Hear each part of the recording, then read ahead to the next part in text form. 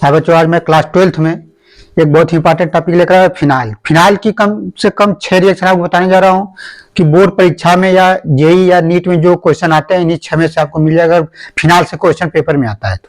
और भी रिएक्शन होती है, लेकिन जो मोस्ट इंपॉर्टेंट फिनाइल की रिएक्शन है वो आपको यहाँ पे बताई जा रही है एक ही वीडियो में। आप देखिए और उसको याद करिए। कुछ उसमें नेम रिएक्शन भी होंगी या कुछ उसकी स्पेशल रिएक्शन है, देख लीजिए क्या है। सबसे पहले फिनाइल, तो फिनाइल का जो सूत्र होता है वो क्या होता है, C6H5OH, ये है फिनाइल। या इसी को आप ऐसे लिख सकते हैं, ये हो गया आपका फिनाइल, ये सूत्र होता है। तो जो अलग अलग रिएक्शन है उसको कैसे रिवीजन करेंगे, क्योंकि बोर्ड की परीक्षा काफी नजदीक है। तो आप देखेंगे फिनाइल है, आप देखिए फिनाइल की रिएक्शन जब अलग अलग रिएजेंट से कराते हैं तो क्या क्या प्रोडक्ट बनता है। कम से कम 6 रिएक्शन आपको याद होनी चाहिए, 6 रिएक्शन, तब आपका पूरा फिनाइल क्लियर हो जाएगा। और भी रिएक्शन होती है लेकिन वो पूछे जाने की संभावना कम होती है। बोर्ड के लिए या किसी भी परीक्षा के लिए रिएक्शन बहुत सारी हैं, कई चैप्टर होते हैं, तो वो आपको मोस्ट इंपॉर्टेंट टॉपिक जो कि फिनाइल में जो महत्वपूर्ण रिएक्शन वो बताया जा रहे हैं। आप देखिए सबसे पहला जो है आपसे क्वेश्चन क्या पूछेगा, कहेगा कि बताइए कि फिनाइल का रिएक्शन यानी फिनाइल की अभिक्रिया जिंक डस्ट से करा दें तो क्या बनेगा। जिंक डस्ट या इसी को बोलते हैं यशोधराज, इसको क्या बोलते हैं, यशोधराज। यूपी बोर्ड के पेपरों में आपको दे देगा कि फिनाइल की अभिक्रिया यशोधराज से कराने पर क्या प्राप्त होगा।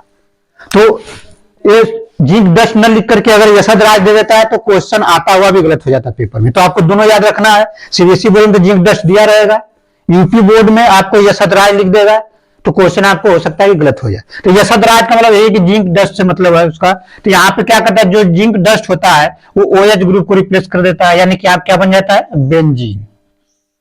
यहाँ क्या बन जाएगा आपका, बेंजीन। सिंपल प्रोडक्ट है, यानी कि बेंजीन बनाने की एक विधि भी है, ये बेंजीन प्राप्त हो गया। या डायरेक्ट आपसे क्वेश्चन पूछ लेता है कि फिनाइल से बेंजीन कैसे बनाएंगे आप, तो फिनाइल से बेंजीन बनाने के लिए क्या करेंगे, इसका जिंक डस्ट या यशोधराज से क्रिया करा देंगे या क्रिया करा देंगे। उसी तरीके से आपको कह सकता है कि आपको बताइए फिनाइल का यशोधराज से कराया या जिंक डस्ट से कराया तो क्या बनेगा, या बेंजीन बनाने की जो विधि है फिनाइल से किस रिएजेंट का विक्रमक का यूज किया जाता है, तो आप ऐसे कर सकते हैं। ये पहली इंपॉर्टेंट रिएक्शन है। दूसरा देख लीजिए, इसमें जो रिएक्शन ए लिख रहा हूं मैं, ये बहुत कम लोग बताते हैं लेकिन इंपॉर्टेंट रिएक्शन है। आप देखेंगे अगर इसका रिएक्शन Na2Cr2O7 और एक कंसंट्रेट या सांद्र लिख सकते हैं H2SO4, क्या लेंगे आप, सोडियम क्रोमेट, यानी कि Na2Cr2O7 और कंसंट्रेट H2SO4 लेंगे तो जो फिनाइल होता है वो डाई कीटोन प्रोडक्ट बनाता है जिसको बोलते हैं बेंजोक्विनोन। आप प्रोडक्ट देख लीजिए पहले इसका, ये जब पेपर में आता है तो गलत हो जाता है कि ये कहां से आया रिएक्शन। ये आपका इंपॉर्टेंट रिएक्शन है, बेंजोक्विनोन, मतलब इसीलिए इसको डाई कीटोन बोलते हैं। देखिए ये CO ग्रुप ए हो गया, CO ग्रुप ए हो गया, तो इसका नाम हो गया क्या, बेंजोक्विनोन। इसका नाम होता है बेंजोक्विनोन, बेंजोक्विनोन,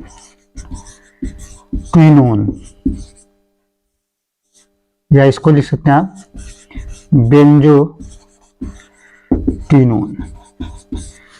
आपसे डायरेक्ट क्वेश्चन पूछा जाए, बताइए कि फिनाइल की अभिक्रिया Na2Cr2O7 और सांद्र H2SO4 के साथ कराते हैं तो क्या प्रोडक्ट बनता है, या एक प्रोडक्ट का नाम दे देता है। अब पूछता है कि फिनाइल से इसको कैसे बनाते हैं, किस रिएजेंट का विक्रमक का यूज आप करेंगे, तो किसका यूज करेंगे, इनके जगह आप क्रोमिल क्लोराइड का भी यूज कर सकते हैं। क्रोमिल क्लोराइड जो होता है, लेकिन आपको एनसीईआरटी में दिया रहता है तो आपको पेपर में यही रिएजेंट देकर पूछता है, इसलिए लिखा गया इसके जगह आप क्रोमिल क्लोराइड का उपयोग करेंगे तब ये प्रोडक्ट बनेगा। ये हो गया।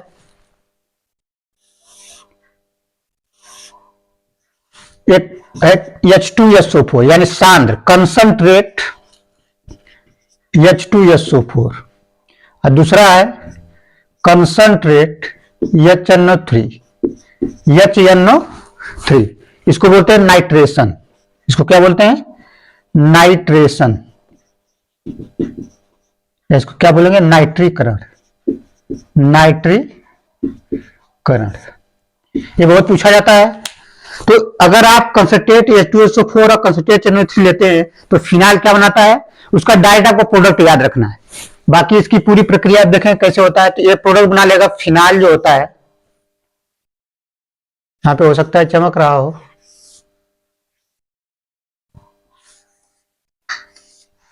प्रोडक्ट आप इसको नीचे बना दे, यहां पे चमक रहा है।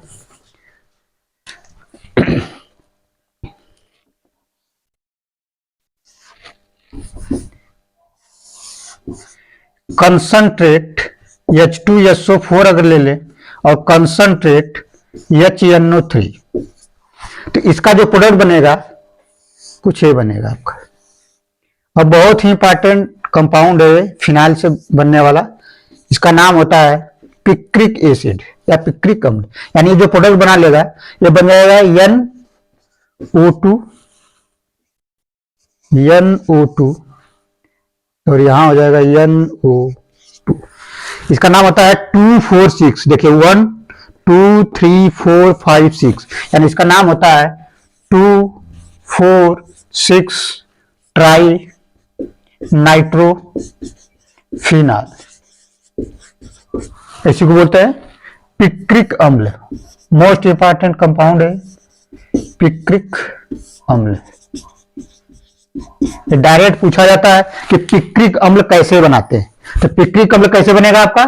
कंसंट्रेट H2SO4 और कंसंट्रेट HNO3 का उपयोग करेंगे आप तो बन जाएगा 2,4,6 ट्राई नाइट्रोफिनाल यानी पिक्रिक अम्ल।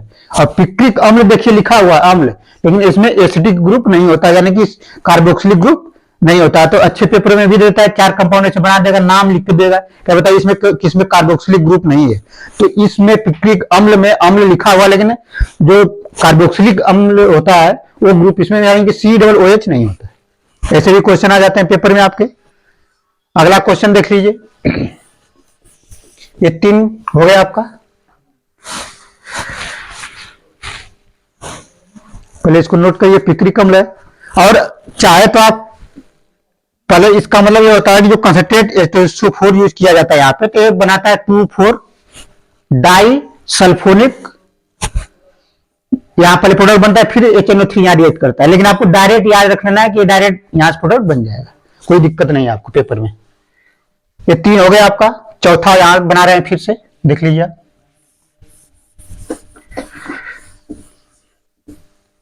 पिक्रिक अम्ल को आपको भूलना नहीं है।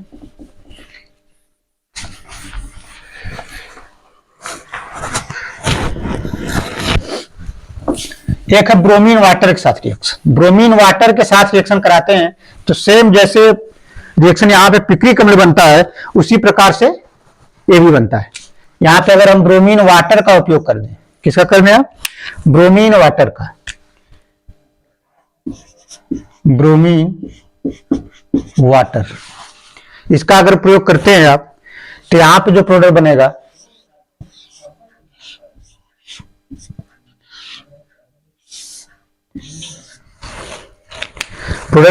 आपका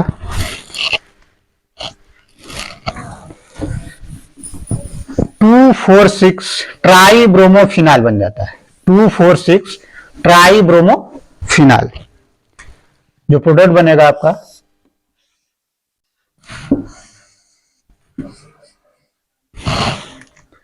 2,4,6 ट्राई ब्रोमोफिनाल।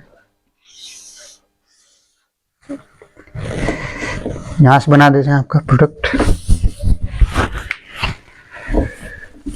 ब्रोमीन वाटर हो चाहे कंसंट्रेट HNO3 हो, सेम प्रोडक्ट इसी तरह बनते हैं जैसे कि यहाँ पे 3 यूज करते हैं उसी तरीके से यहाँ पे ब्रोमीन वाटर का उपयोग करने से आपका बन जाएगा।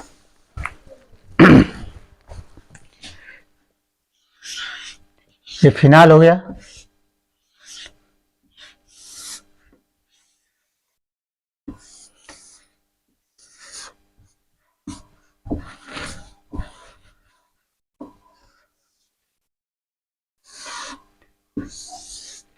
यहाँ पे ब्रोमीन जुड़ जाएगा, यहाँ ब्रोमीन जुड़ जाएगा और यहाँ भी ब्रोमीन जुड़ जाएगा।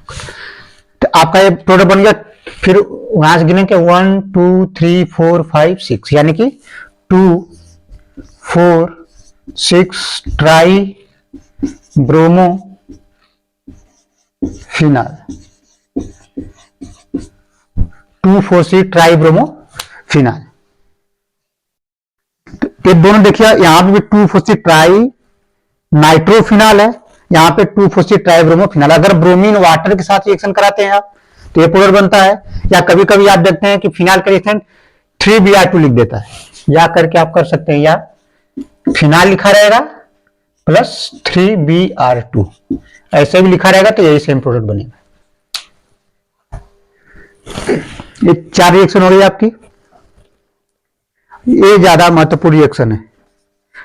कुछ बातें इसमें और देखना है कि जहां यहां पे दोनों देखिए क्या है, ये सांद्र और सांद्र दोनों ही अम्ल होते हैं, लेकिन इस पर्टिकुलर क्रिया में जो इलेक्ट्रोफाइल होगा, नोट में यहां पे आप लिख सकते हैं नाइट्रीकरण क्रिया या नाइट्रेशन में NO2+, इसका नाम होता है नाइट्रोनियम आयन, ये इलेक्ट्रोफाइल होता है। ये पूछा जाता है आपसे पेपर में कि नाइट्रीकरण में या नाइट्रेशन में क्या होता है, इलेक्ट्रोफाइल।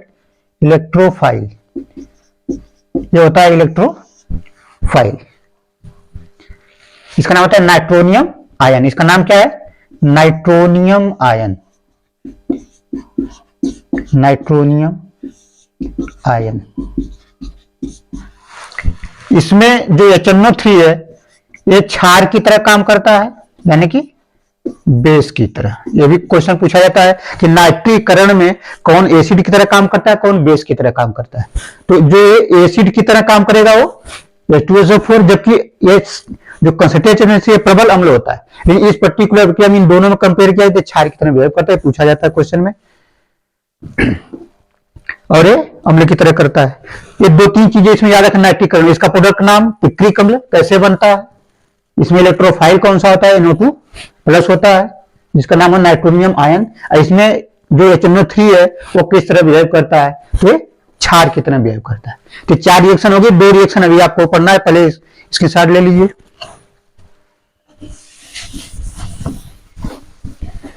जो 2 रिएक्शन आपको पढ़ना है उसमें मैं आपको पहले बता चुका हूं नेम्ड रिएक्शन में, आप देखेंगे तो आपको याद भी होगा, पिछले वीडियो आप जाकर देखिए। तो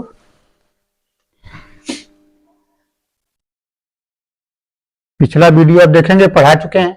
एक तो बताएं आपको कि अगर फिनाइल की अभिक्रिया, फिनाइल की अभिक्रिया अगर आप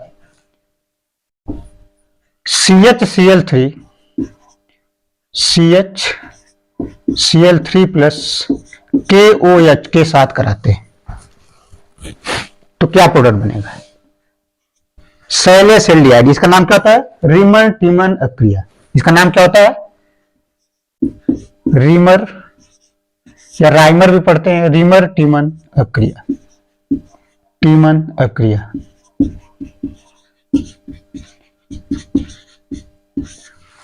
यही है, ये फिनाल के साथ ही होती है, जबकि नेम रिएक्शन बता चुके, लेकिन ये फिनाल की एक ही जगह बता रही रिएक्शन की। आप एक बार फिनाल पढ़िए, सारे रिएक्शन आपके तैयार हो जाए। तो रीमर टीमर रिएक्शन में क्या बनता है आपका, सैलिसल्डिहाइड। ये आप CHO ग्रुप आ जाएगा, इसका नाम होता है सैलिसल्डिहाइड, सैलिसल्डिहाइड, सैलिसल्डिहाइड, सैलिसल्डिहाइड ये होता है। दूसरा है, यही आप देख लीजिए,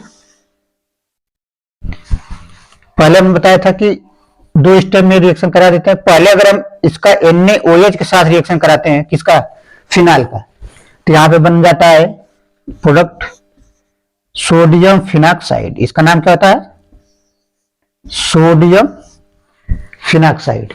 और फिर इसका रिएक्शन अगर हम करा देते हैं CO2 से,